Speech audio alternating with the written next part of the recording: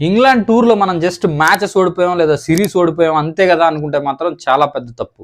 ఎందుకంటే ఇది series tour గురించి కాదు, ఇది ఒక పెద్ద వార్నింగ్ టీమిండియాకి, ఇండియన్ క్రికెట్ ఫ్యూచర్కి. ఎందుకంటే వరల్డ్ నే డామినేషన్ చేస్తున్న టైంలో ఐర్లాండ్తో 0-2తో ఓడిపోయాం, ఇంగ్లాండ్తో 0-4తో ఓడిపోయాం. 2 సిరీస్లు వైట్ వాష్. దాని గురించి మాట్లాడుకోవాలి. ఏదో ప్రాబ్లం అవుతుంది అనేది క్లారిటీగా కనిపిస్తుంది.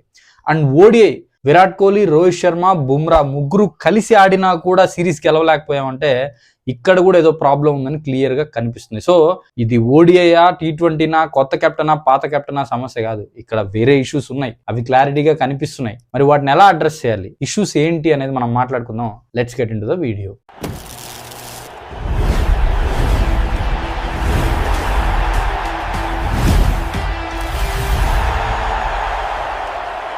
ఇంగ్లాండ్ టూర్లో 2 సిరీస్లు ఓడిపోవడానికి first and foremost reason team selection. ఒక మంత్ ముందే జరుగుండొచ్చు కదా ఇది. సో ఆ టీమ్ సెలక్షన్ దగ్గరే ఇండియా ఆల్మోస్ట్ ఓడిపోయింది. ఫస్ట్ T20 సిరీస్ కొద్దాం, 0-4తో ఓడిపోయారు. Captaincy change. Shreyas Iyer almost 3 years తర్వాత క్రికెట్ ఆడుతున్నాడు, అది డైరెక్ట్ గా క్యాప్టెన్ గా. బ్యాటింగ్ ఫామ్ ఉందా లేదా అనేది పక్కన పెడితే యాజ్ ఎ క్యాప్టెన్ మన ప్లేయర్స్ ఏంటనేది తెలియాలి. అది శ్రేయస్ అయ్యర్ కి తెలుస్తుందా? కష్టం కదా, ఎందుకంటే టీమ్ తో ట్రావెల్ చేయాలి కదా. ఏ ప్లేయర్ స్ట్రెంగ్స్ ఏంటి, ఏ బౌలర్ ని ఎప్పుడు యూజ్ చేసుకోవాలి, బౌలింగ్ చేంజెస్ ఎలా చేయాలి, ఇవన్నీ తెలియకపోతే, టీమ్ ఎన్విరాన్మెంట్ లో రీసెంట్ గా లేకపోతే ఖచ్చితంగా కొంచెం బ్యాక్ అవుతాడు. అదే ప్రాబ్లం అయింది. అండ్ ఇంకో విషయం ఏంటంటే IPL పర్ఫార్మెన్సెస్ మీద టీమ్ సెలక్షన్ జరుగుతుంది.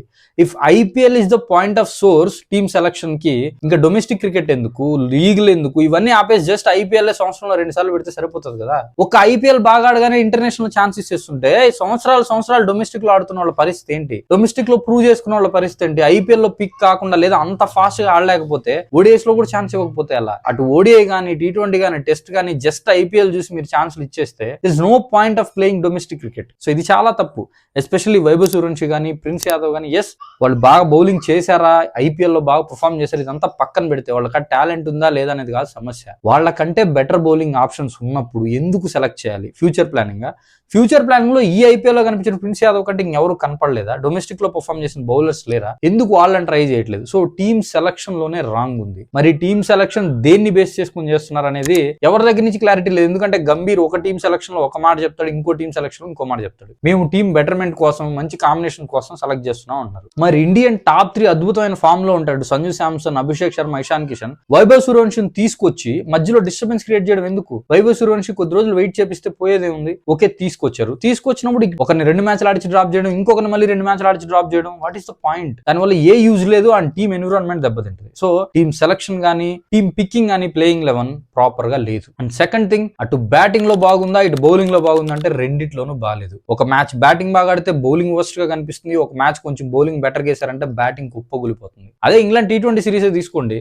ఫస్ట్ మ్యాచ్ లో 190 కొట్టారు, రద్దయింది. సెకండ్ మ్యాచ్ లో కూడా ఆల్మోస్ట్ బెటర్ స్కోరే చేశారు, బట్ బౌలింగ్ డిఫెండ్ చేసుకోలేకపోయింది. థర్డ్ మ్యాచ్ లో బౌలింగ్ వేశారు, 76 కాల్ అవుట్ అయ్యారు. So what is the point? So ఇటు బౌలింగ్ అటు బ్యాటింగ్ ఏ కాంబినేషన్ కుదరట్లేదు. ఎందుకంటే సీనియర్ ప్లేయర్స్ ఒకరు ఇద్దరు ఉండాలి టీంలో. ఒకవేళ యంగ్ బౌలర్స్ కి, కొత్త ప్లేయర్స్ కి వికెట్స్ పడకపోతే, ప్రెషర్ హ్యాండిల్ చేయలేకపోతే దాన్ని అబ్జర్వ్ చేసుకోవడానికి ఒకరిద్దరు సీనియర్ ప్లేయర్స్ ఉండాలి. అప్పుడే టీమ్ కాంబినేషన్ కుదురుతుంది. ఇది నేను చెప్పింది పెద్ద కాదు, everybody know this. But team selection ఆ విధంగా లేదు, అక్కడే ప్రాబ్లం వస్తుంది. అండ్ స్కోర్ బోర్డు కాదు ఇక్కడ ఇండియా ఓడిపోయింది, యాజ్ ఎ టీమ్ యూనిట్ గా వాళ్ళు కంప్లీట్ కొలాప్స్ అయ్యారు. అది బ్యాటింగ్ లో కానీ, బౌలింగ్ లో కానీ క్లియర్ గా కనిపించింది. సో టీమ్ 11 పికింగ్ కూడా చాలా బ్యాడ్ గా ఉంది, అటు వన్డేలో కానీ, T20లో. అండ్ ఇంకో ప్రాబ్లం, సీనియర్ ప్లేయర్స్ లేకపోవడం. అటు Suryakumar Yadav at least as a player గా ఉన్నా చాలా యూజ్ అయ్యేది. సూర్యకుమార్ యాదవ్ ఎక్స్పీరియన్స్ యూజ్ అయ్యింది. ఇటు ODIs లో రోహిత్ శర్మ, కోహ్లీ ఉన్నారు కానీ బౌలింగ్ లో ఓన్లీ బుమ్రా ఉన్నాడు. బుమ్రా లేకపోతే థర్డ్ ODIలో మన పరిస్థితి 380+ రన్స్ కొట్టారు. సో ఒక్క ప్లేయర్ ని, ఒకే బ్యాట్స్మెన్ ని లేదా ఒకే బౌలర్ ని నమ్ముకొని మ్యాచ్ ఆడడం చాలా బ్యాడ్.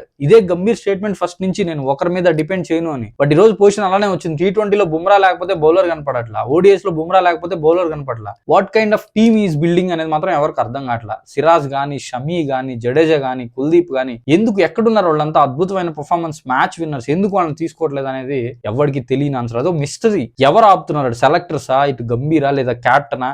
ఎవరు ఆపినా సరే చాలా బ్యాడ్ థింగ్. ఇది బ్యాడ్ ఇంటెన్షన్ క్లియర్ గా చూపిస్తున్నారు ఫ్యూచర్ కి. మీరు ఉంటారు, మీరు ఉండరు, ఇంత మంచి పర్ఫార్మ్ చేసిన టీంలోకి రాలేకపోతే వై దే విల్ పర్ఫార్మ్? ఈ డౌట్లు స్టార్ట్ అయితే కాన్ఫిడెన్స్ దెబ్బతింటది. అందరూ ఇండివిడువల్ రికార్డ్స్ కోసం ఆడతారు కానీ ఎవరు టీం విన్ కోసం ఆడే పరిస్థితులు తగ్గిపోతాయి. సో ఖచ్చితంగా సీనియర్ ప్లేయర్స్ ని పక్కన పెట్టండి, తప్పు లేదు.